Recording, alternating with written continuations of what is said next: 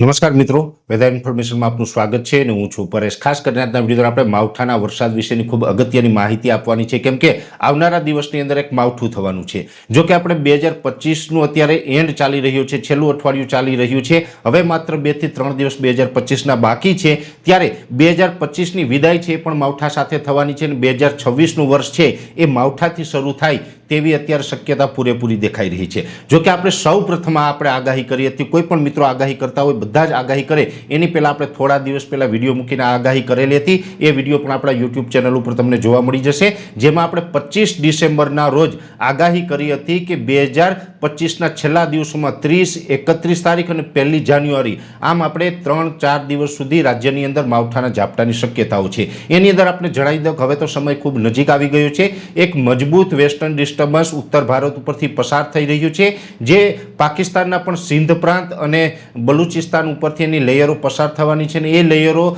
પાકિસ્તાન ઉપર થઈ અને ગુજરાત તરફ આગળ વધે તેવી શક્યતાઓ છે, જેને કારણેથી 30 તારીખથી ગુજરાતના હવામાનની અંદર પલટો આવી જશે। 31 ડિસેમ્બરના રોજ અને 1 જાન્યુઆરીના રોજ રાજ્યના છૂટાછવાયા વિસ્તારની અંદર હળવા સામાન્ય છૂટાછવાયા વરસાદી ઝાપટા પડી શકે છે। જો કે આ માવઠું છે એ સાર્વત્રિક નહીં હોય ને હેવી માવઠું નહીં હોય, એટલે અહીંયા કોઈ ડરવાની કે ગભરાવાની જરૂર નથી, પણ એક ચોક્કસથી છે કે 30 તારીખથી હવામાનમાં પલટો આવશે અને એમાં પણ 31 અને 1 તારીખ એમ 2 દિવસ સુધી માવઠાના ઝાપટા પડવાની શક્યતાઓ છે।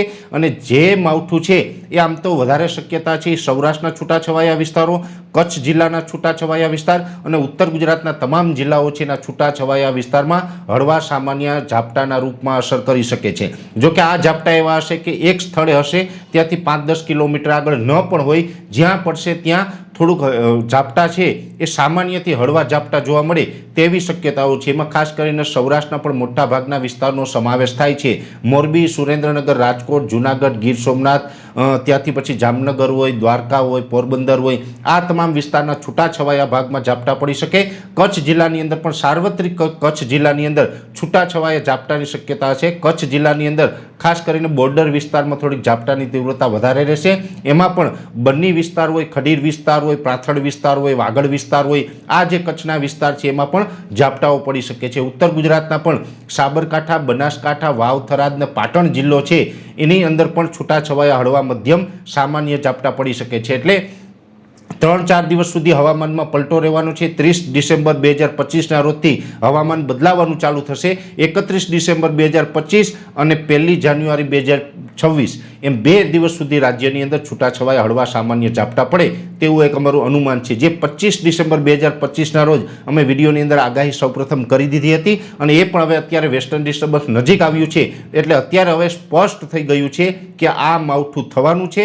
2025નું જે વર્ષ છે એ પણ માવઠા સાથે એની વિદાય થશે અને 26નું વર્ષ છે એ પણ માવઠાથી શરૂઆત થવાની છે। આપણે આને ગ્લોબલ વોર્મિંગ કહીએ, જે ક્લાઇમેટ ચેન્જની સ્થિતિ કહીએ, જે કહીએ તે, પણ માવઠાનું પ્રમાણ છે હવે દિવસે ને દિવસે વધતું જાય છે। વધુ એક માવઠું છે આપણે આવનારા દિવસમાં આવવાનું છે, જેની દરેક મિત્રોએ નોંધ લેવાની છે। આ માવઠા ઉપર અમારી સતત નજર રહેશે અને આની પડેપડની માહિતી છે અમે આપના સુધી પહોંચાડતા રહીશું। અત્યારે આ વિડીયોની અંદર એટલું જ દરેક મિત્રોને વિનંતી રહેશે, આ વિડીયોને લાઈક આપીને દરેક ગ્રુપમાં શેર કરી દેવો। યુટ્યુબ ઉપર જોઈ રહ્યા હોય તો ચેનલને સબસ્ક્રાઈબ કરજો, ફેસબુક ઉપર જોઈ રહ્યા હોય તો પેજને ફોલો કરજો।